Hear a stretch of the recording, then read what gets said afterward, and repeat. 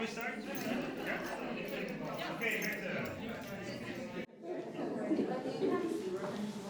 Well, nice you're all here in my basement studio.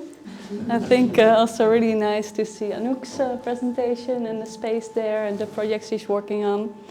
And we already had the 10 minutes presentation, of course, where I shared a bit about my work. I think most of you saw that, so I don't want to repeat it, but maybe it's nice to say that, well, I'm Mirte van Laarhoven and I'm a landscape architect. And well, my work is in between, let's say, landscape research and design and art. So it's a little bit of everything. And the projects are normally pretty extensive. So it starts with some research and then it has a spin-off in, for instance, installations that end up in the landscape or tapestries that you see behind you. And I think most of the work I'm working on is related to the topic, what is landscape? And is that something that shapes itself?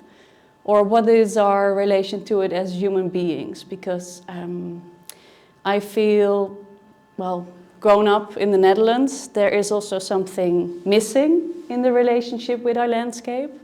We are very good in constructing it and making it do what we want it to do, and I think that proved itself very efficient for many, many decades. And I mean, we're the country that has like most agricultural turnover on like a square meters, and yeah, we live in a delta that's like half of the country is under sea level. So yeah, we managed to work the land, but if I look around or if I travel or if I see where the world goes, then I think, it's also very important that we start working on a different relationship with the landscape. So I think that's also what most of my work is about.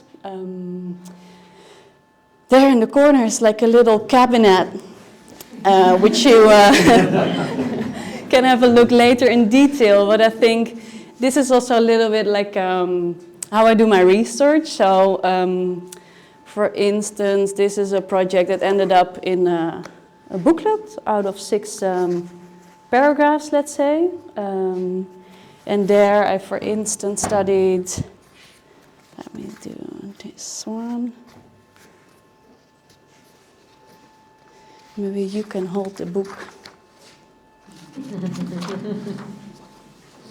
Yeah, usually it's nicer on a table, but.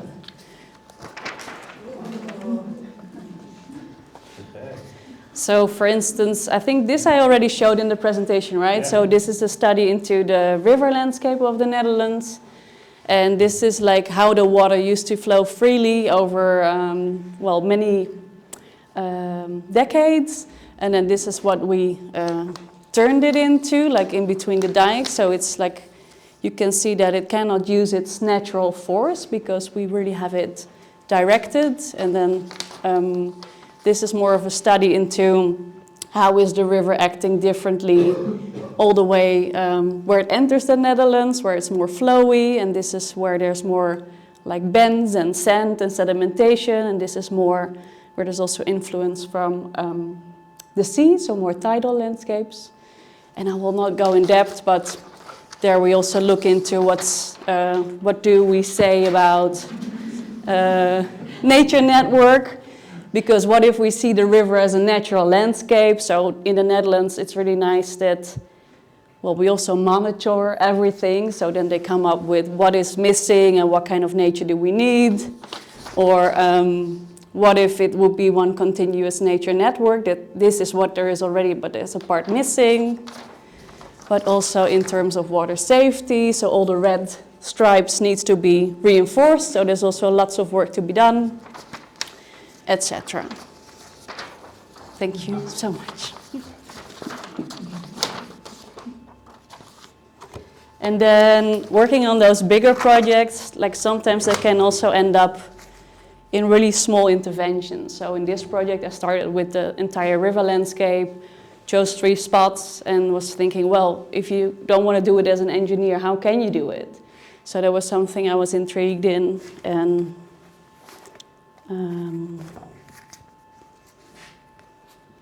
for instance, I came up with really small tools, almost like acupuncture interventions that you could put in the landscape as it is, and they would show the natural force. So it's not about changing the entire landscape, but it's more like exhibiting what is still there underneath the surface, let's say.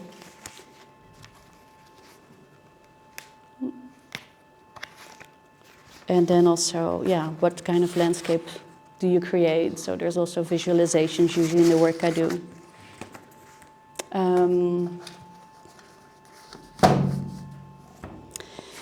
So that's flowing water.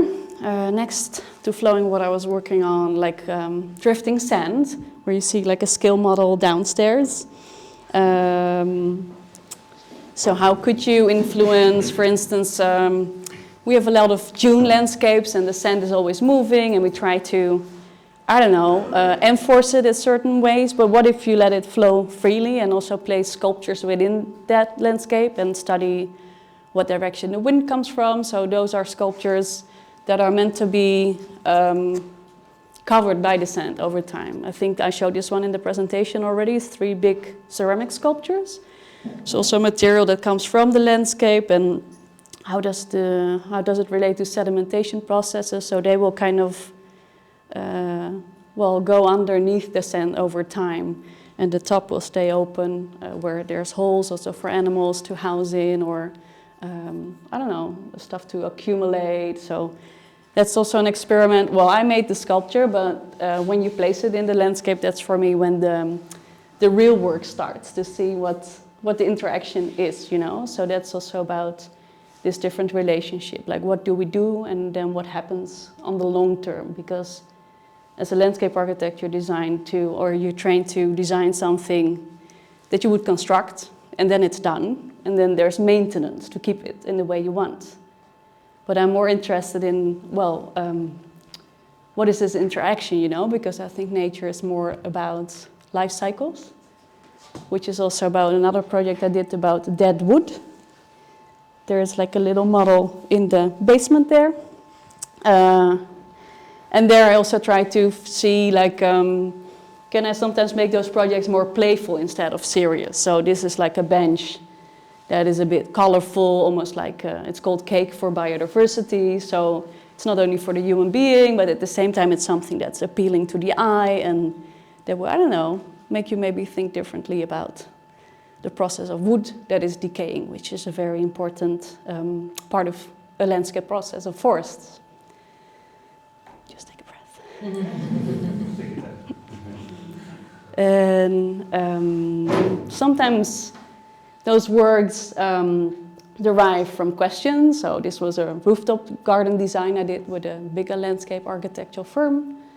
But sometimes it's also, for instance, this work was commissioned by the province of South Holland, and they asked me,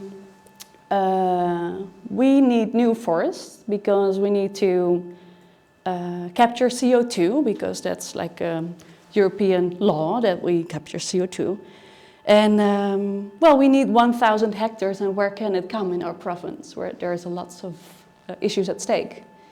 And then I was like, okay, well, that's an interesting question, but instead of solving the puzzle, what comes where, I was more interested in what is a forest and what's a healthy forest, because there's lots of forests planted, and like in the Netherlands planted, and then usually, for instance, they plant a lot of pine forests, or usually it's planted just one tree in one direction, and there's not, of course I exaggerate a little bit, but there's not so much thought about what's a healthy forest and what else can it provide.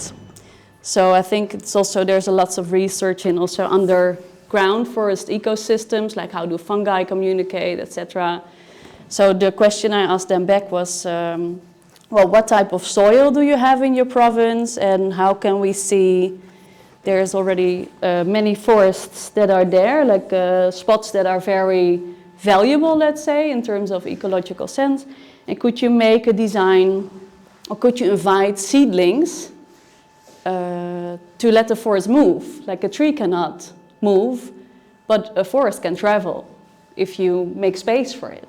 So instead of planting it all, could you come up with a strategy where you see where the wind blows, what kind of seeds are valuable, also in terms of climate change. And then in the south of Holland you have sandy landscapes, peat landscapes, and river landscapes. So what kind of trees do grow there? And one of the outcomes, well, I also wanted to understand the forest myself in different ways. So I went in the forest at night to take pictures and use different senses instead of just, I don't know, having the workers' mentality, let's say. And those ended up in tapestries that you also see behind you.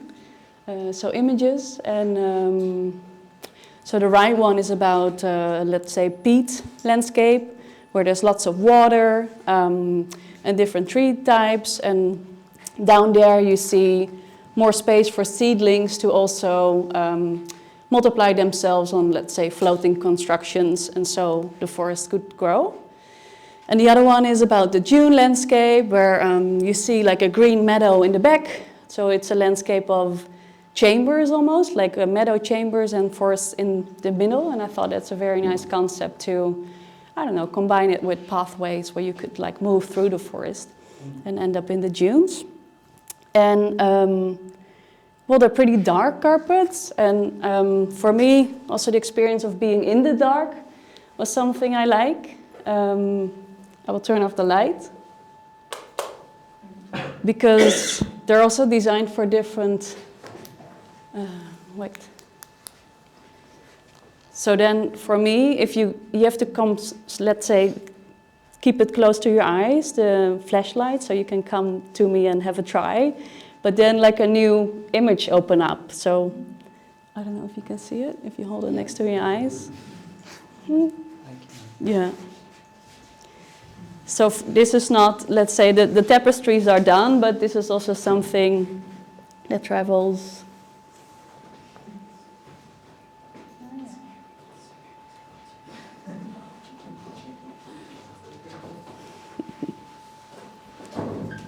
You can hold it if you want, and light.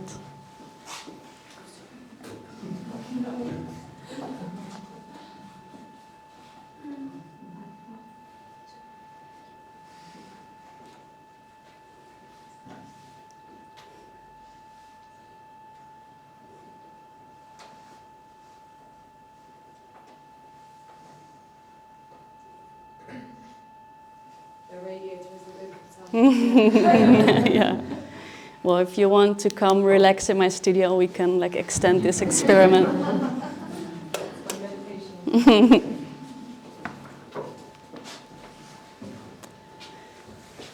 And maybe from that on to the project I'm working on now here at Jan van Eyck. Because I think, well,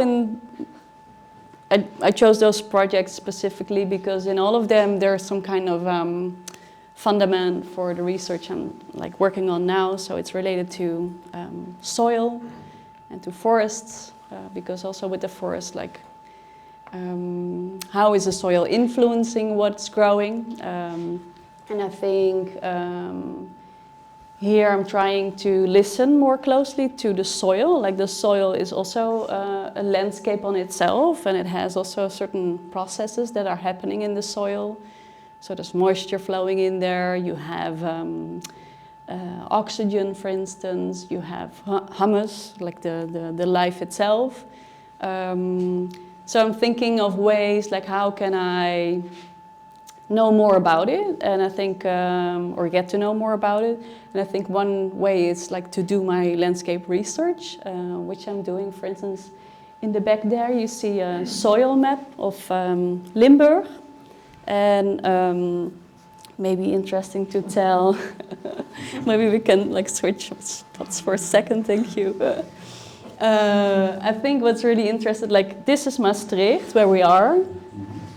And the red landscape, that's very not typical for the Netherlands, let's say. So that's only the south of Maastricht, which is a little bit hilly, where in the Ice Age, when everything was frozen, there was sedimentation from the bottom of the sea flowing, like blown all over the country. And this was the first hilly area where it kind of settled down. And sometimes it's even like 20 meters, the loess. And it's a really interesting material because it is very fertile, but it's also very permeable. Yeah, so the water and the fooding, I don't know, the nutrition is in there and it's also flowing down. So often if you would take a section of the soil, you also see different layers of colors where there is like nutrition or where there's water, etc. So that was something very interesting. Also, if you compare it to the rest of the landscape of the Maas, that's more like river clay. Here, if you like look a little bit closer, you see more yellow, which is sand that the river deposited, and then humans made more compost, so made it more fertile, and this is more peat, but this is very specific. So, and also what was specific about it is that this was the first area where agriculture started in the Netherlands. And that was because the soil is very good for it. But at the same time, also lots of forest needed to go to make that happen. And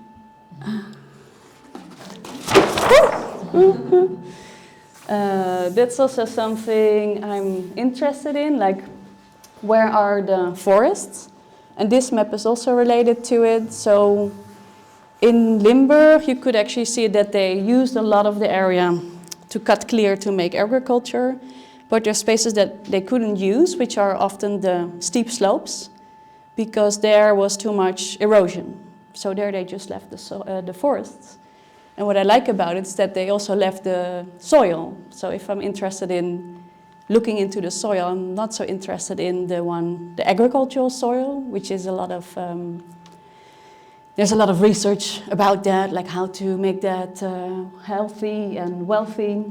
But I'm interested in, like, especially the forest areas. The green stuff here, you have to come closer later, but there you see how they collide, let's say, with the steep slopes. That's the blue lines. And then this map shows also some specific forests. They call it a location forest, and that's also what I came across in that research. That's like economically very valuable forests because they're a specific mix of species, or they're very old, or so I'm studying a couple of them, like Savelsbos, which is close to Maastricht, or this one. So this is still the start of it, but that's like stuff I would like to go to and see what's so special about it, you know. And well, then maybe into, that's a little bit of research, but I'm also interested in finding out different ways how to tune in with the landscape.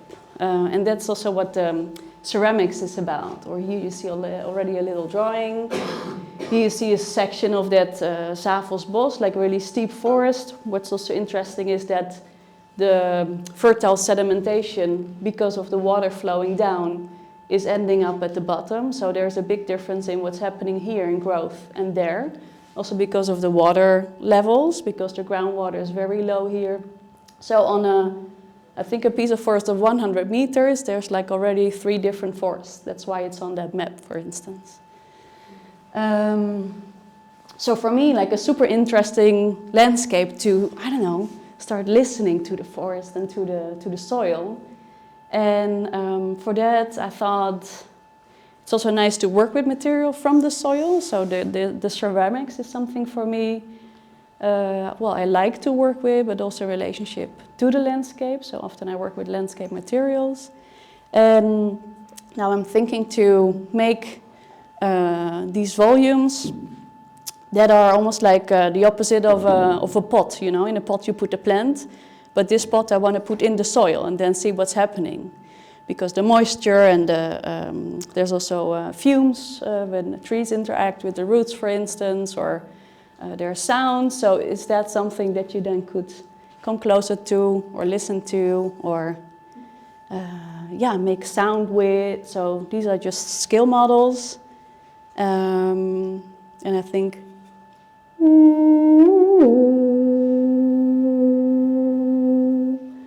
I think it's also a way to interact, you know. I mean, you can listen to it, but I also like a little bit the playful aspect of it. Yeah, so I'm not sure yet. This is the phase where it is in, the research. And, oops, sorry. I got some tools here. Because I think it's also interesting to see there's different sounds that they do.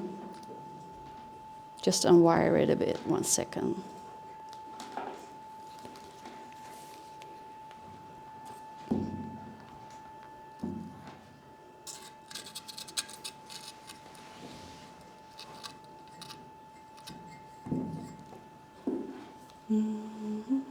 Even kijken hoor.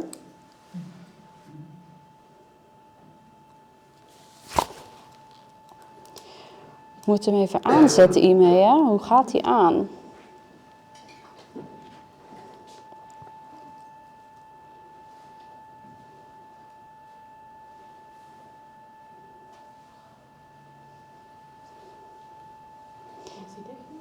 Ja, hij is dicht, ja.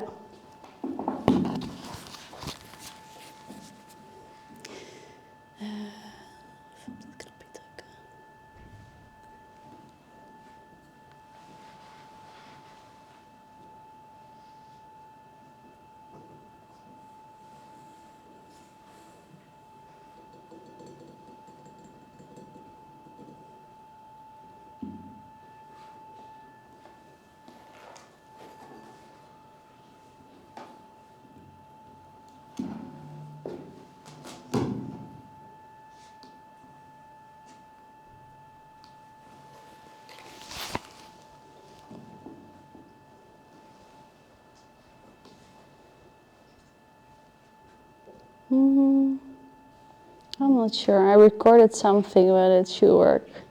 Yeah, I think there we go. Yeah. So there you hear, for instance, me like tapping the sculpture. This is still an experiment.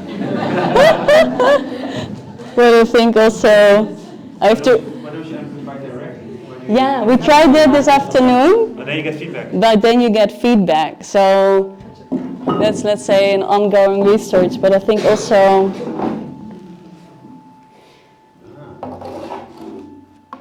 Kan je mixen tussen doen en dan gewoon met feedback?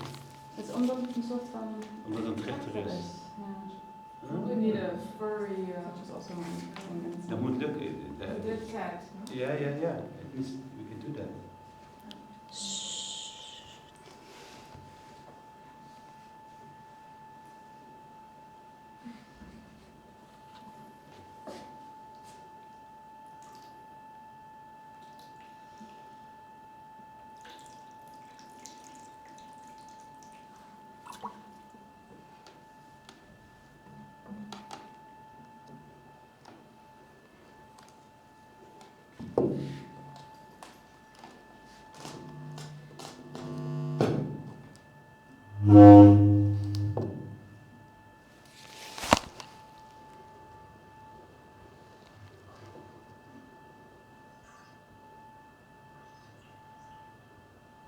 So I think if I'm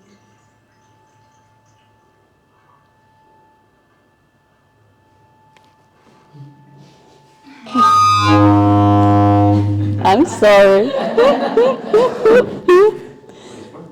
Yeah, I think it's working. It's just a start, and of course, I think I'm most interested in what's happening if it's in the soil, you know? Can you then record sounds?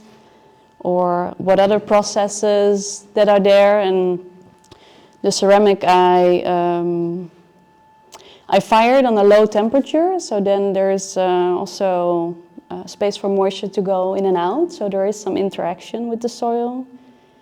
And I'm also looking into ways to glaze it with natural soil, which is, for instance, a technique with terra sigillata, that's called, which is actually translation literally in sealed earth. So you make a glaze, you mix powdered clay with water, and then let it settle, and then you take a couple of particles out, the finest, and it gives like a very shiny surface. So then it also becomes like, I don't know, gets some different feeling to it, different touch. So I'm also curious what that will do.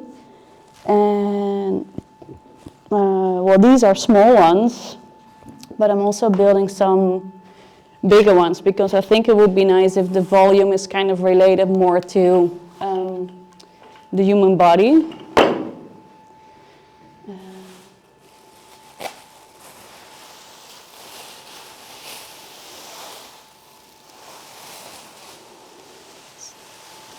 So with this one, I also really like the process of building. So with this one, I was trying to build a vase, but if you don't take all the aspects in account that they do in ceramics, then it's collapsing and again.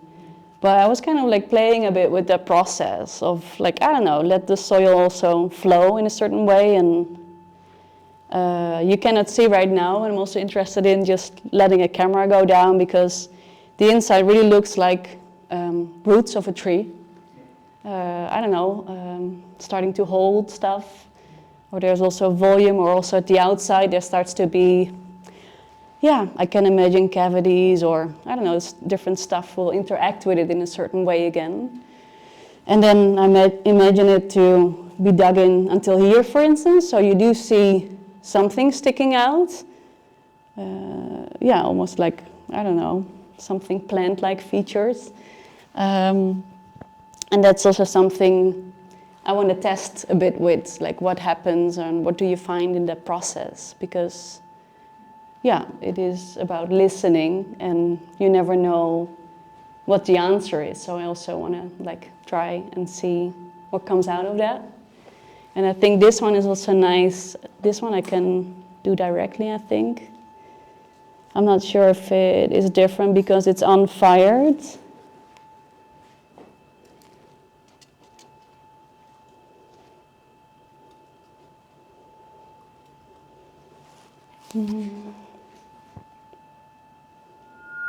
Oh, wait.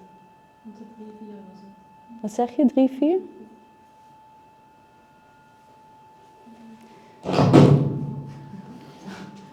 It goes a bit deeper.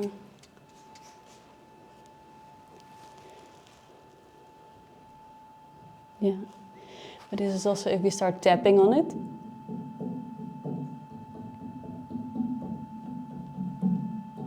Almost is like some kind of drums, you know.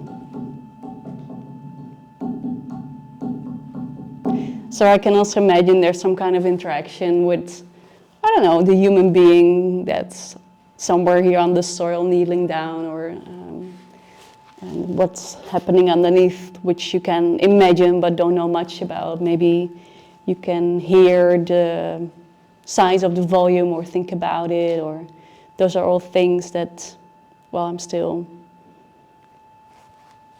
questioning about. So far, that's the presentation. Thank you for listening.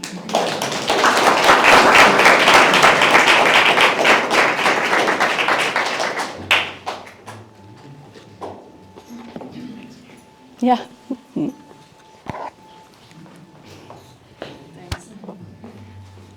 This feels weird. Huh? This feels really weird. I was wondering, well, Looks really my good. question actually comes from, I participated in an artist work last summer who really beautifully, I mean, there's more artists working with listening to the soil, but with barbecue skewers, how do you call them, like metal things, and she attached contact microphones to the top, and by inserting them into the soil, you could really listen to the soil itself, and it was super active. But what was really nice is that the soil itself also became resonant in the sense that there was wind blowing, and you could hear the roots in the soil of trees quite far away. She had a good amplifier also. Wow. But the roots in the moving the soil of quite far away, you could hear it by the soil being the resonant space. So based on that experience, my question was, what is for you the relationship between this resonant space, because you're clearly working with resonance and not necessarily with vibration on the material itself. What is the relationship between this as a resonant space in the soil instead of the soil being a resonant space in itself? Well, I think what I try to do today, and it's like the first time also, is connected to sound.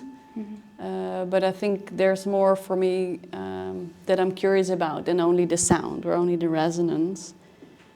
So I think also the smell, for instance, that's also why it's like a hollow volume that could like infiltrate, depending on how I design it, the volume. And these ones also have, like for instance, little holes here. I can imagine that you blow in one hole and the air comes out in the other one. So I think that the volume itself is for me something where more can happen than sound. And I'm not sure what yet, but... Okay. But it is, in that sense, I think an interesting question is, because the example that you give is less human work, less human intervention. Yeah, I don't think it's necessarily about intervention, but I also mean air conducts sound very differently than soil. So this air bubble kind of in the soil, I'm just curious about, or maybe it's too much of a big question for now, but the relationship between that bubble of air as a humanly inserted space that conduct sound in a very different way than the soil itself would do it. Yeah, there's like a in-between layer. Yeah. And also a layer that could also be water, or could it be any other material than air? And I'm also curious how it would sound differently in like humid air or dry air, warm and cold also makes a huge difference. Yeah, true. Yeah. So that's exciting. That's nice questions to think about. Thank you. Yeah. Thank you for, I'm not sure if this is working, but thank you for sharing your work with us so generously. I wanted to ask you if you've read Braiding Sweetgrass. It is this beautiful book which talks about, I mean, like in indigenous philosophies of the world, we believe in plants also being a guiding force, and they usually communicate with each other. And it's a very nice documentation of it, where the roots communicate and the trees communicate with each other and also to us to send messages of what we are to expect. So I was wondering if you have, sorry, I have alarms for everything. No, but I was wondering if you have looked into that, because you opened with saying how plants communicate. That's my first question. And the other question is that it might just be me, but the structures, the sculptures that you've made appear to be very womb-like to me. And because you're pregnant right now and we share the apartment also, I was wondering if subconsciously you had some influence, because you're also talking about something that fills these sculptures, right? So I was just wondering if you had thoughts on it. Yeah. Well, first question, I think it's nice that you bring it up, the book. I started reading it when I started the residency, because I was also advised to read it by somebody else. And I think, it's really into plants, let's say.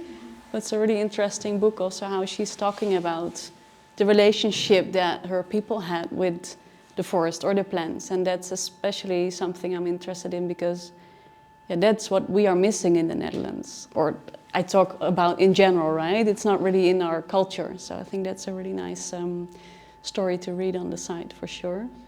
And the second question, I think it's not on purpose, but of course it's influencing. If you go through pregnancy, there's lots of stuff changing, and also stuff that you cannot see that's happening there, and that makes sounds, or that makes I don't know, deformation. So there's for sure a parallel in the work. Yeah. Sweet. Yeah. Thank you. I was thinking the same, but I would like to add something else, which is that this thing of the soil, of the clay, and the forest, it reminds me a lot also, well, things that I have lived in the past. So for many cultures in the Andes, it has been like a tradition, an old tradition, indigenous cultures, to bury their people in these Really? recipes. And yes, but In the clay? yeah, Yeah. in clay, and also to bury the. There was a tradition also in the region where I used to live. Yeah. Where I lived, which is they also used to plant the placenta Yeah. of the mother. Yeah. And it was done by the father. Well, it was like a ancestral thing. Yeah. But the thing is that these images, it looks very organic. It looks like very parts of a body. Yeah. So very like kind of alive. Mm-hmm. And I was also thinking about this idea of the land as the mother. That is also a Andean Yeah. Yeah. knowledge, like very old. And I have, I just wanted to add this for what you are saying. The water and the soil, which is alive, Yeah. and you are pregnant. So it's, maybe there is something that I found very, very interesting. And I was wondering, why are you interested also in this forest and in the dark? Because there is also something that I felt very connected for the place that I used to live. Yeah.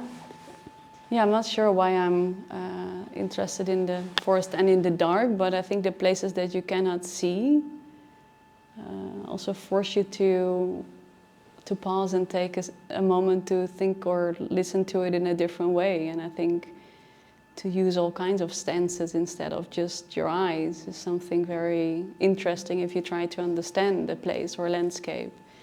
And I think next to being pregnant, also for me, like landing in a new landscape in Limburg, right, at that time is also something that made me wonder. Like, I mean, there's also many animal species that just use the soil to lay their eggs and then leave.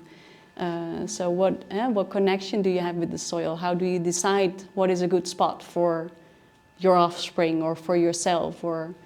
And I think also the relationship with the forest, why I'm also interested in it is, I think my family is from a forest as well, because the name Van Laarhoven means they who come from an open spot in the forest. And that has been a tradition, or the name Van Laarhoven, that's really Brabants.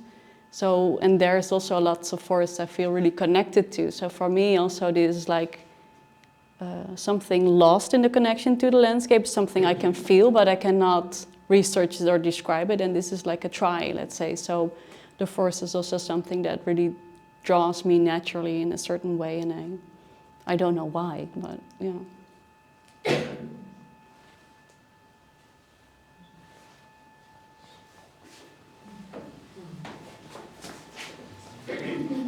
Yeah, thank you for your presentation. Contributing to the sound, please. Yeah, two things. The first thing I was thinking about was the work of Maika Guernica. She's a Belgian artist who makes ceramic sound sculptures using contact microphones and running water. And I think, I think you should maybe just meet each other because I think it would be a nice match.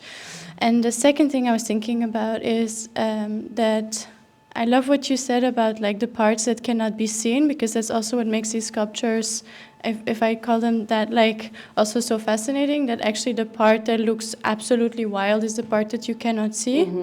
But I also wonder about the part that you do see and how the body relates to that, so that you will have to, I imagine that there's kind of like plants and grass around it, and you will have to kind of kneel and go to the ground to be like, woo, woo, or like smelly. So I was wondering how like the part that is visible in the landscape, what shape that has, because there it loses the womb and it becomes a penis, no? Like it becomes the other side. So I was wondering like how it could like what you're actually visually still leaving out, and how that invites someone to have the experience in a comfortable manner, but also in a way that people don't just like bump into it or run over it, because it would be kind of low in a landscape. Yeah. So yeah, that was but really fascinating. Thank you. Thanks, and I think that's an interesting question also. That's like a study, let's say, and this one is just, these are all cut-offs. So I was also thinking, yeah, what do you see, you know, or what? And that one, I'm not sure yet what it is. And also, like these ones, they grow up higher along a vine or a tree. So that is something I'm still thinking about or experimenting with, because indeed, I think that's a good question. Like how does it attract you, or how does it make you interact? Well, you said plant-like, and I think that's really interesting to think about, like what kind of maybe flowery aspect or other type of plant invitation, because a flower has shapes or has a thing that kind of wants us to smell it or wants us to kind of bend over. So what components of a natural environment could maybe be of inspiration to create a similar, like intricate finish for the top part, I think. Yeah. But those are also really very beautiful. Okay.